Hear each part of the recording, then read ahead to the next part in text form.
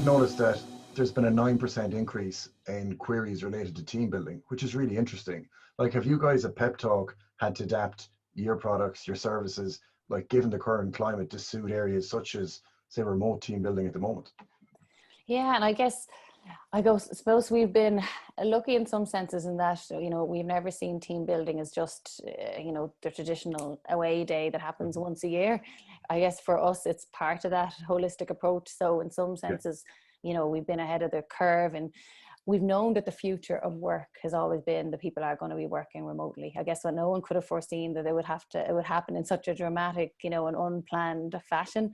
Yeah. But having said that, some things that we do, and they're versions of which anyone can do with their organization, is giving managers ways to do that team building thing on a routine basis, so it becomes part of the norm. So one thing that we would do is have manager toolboxes. So if we're working on a particular well-being theme for this month, we won't just give out that content or the events to the employees. We'll give a manager something that they can use to generate a discussion among their team. So if it's something to do with mental health, they'll have discussion points so they can actually have an informal conversation with their team.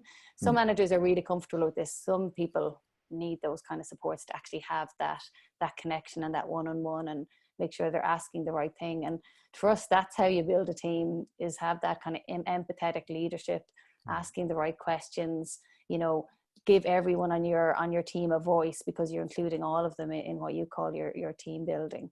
And then I guess as well on our platform, we would have a lot of gamification that kind of generates that bit of crack and that bit of fun and that bit of team building.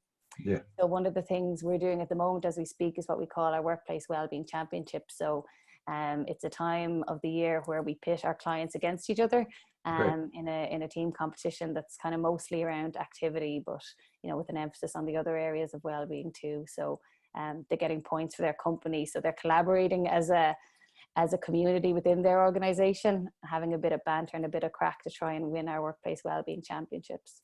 That's really interesting because go on.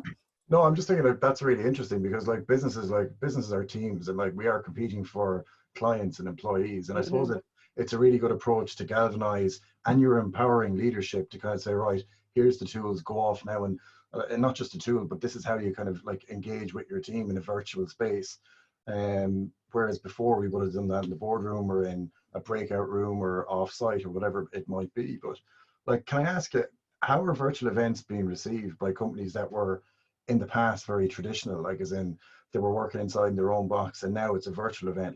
Do you get a lot of pushback, or are some companies kind of slower to adapt than others? How does it play out? Oh yeah, some companies are definitely slower to adapt, but I guess right now everyone has to give it their best shot. And I guess a lot of companies at the start were so, caught up with giving people, the tools to be able to connect remotely at home naturally, because they had to look at their physical environment first. And I think as soon as that was done, people kind of opened up their minds to, now, what are we going to do with this besides work?